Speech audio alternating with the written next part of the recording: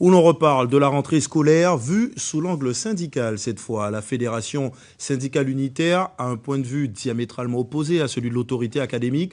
Les responsables estiment cette rentrée catastrophique. Il manque, affirme-t-il, des enseignants à tous les niveaux et la réforme des collèges est inopportune et appelle des solutions urgentes et radicales suggérées au recteur par la FSI qui appelle même à la grève dans 3 jours. Le reportage d'Ori Ménel et Rodrigue Lamy.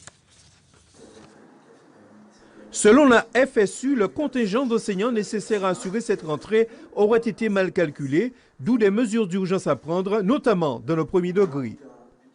Nous allons nous retrouver avec 41 classes sans enseignants, dont 27 rien que sur Saint-Martin.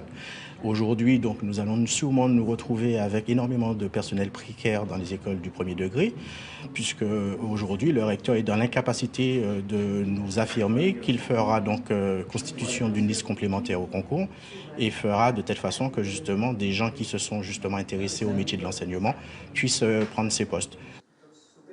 Le second degré ne serait pas moins épargné. Là aussi, manque d'enseignants dans une année charnière marquée par la mise en œuvre de la réforme des collèges. Nous sommes dans l'incapacité de faire face aux nombreux élèves qui se présentent dans le second degré. Rien que sur Sainte-Anne, par exemple, Douville a dû créer 2 divisions de 6e et le collège d'Issap a dû créer également 2 divisions de 6e. Donc, comme nous le préconisions avant, il ne fallait pas supprimer des postes, il fallait en créer. Mais surtout, plus grave, c'est que nous serons dans l'incapacité tout simplement de faire face à la réforme des collèges. La réforme des collèges, censée favoriser les plus démunis face aux contraintes cognitives intrinsèques au système éducatif, serait du point de vue de la FSU à reconsidérer ou tout au moins à différer. Je vous rappelle quand même 34% des jeunes quittent le système éducatif sans aucun diplôme.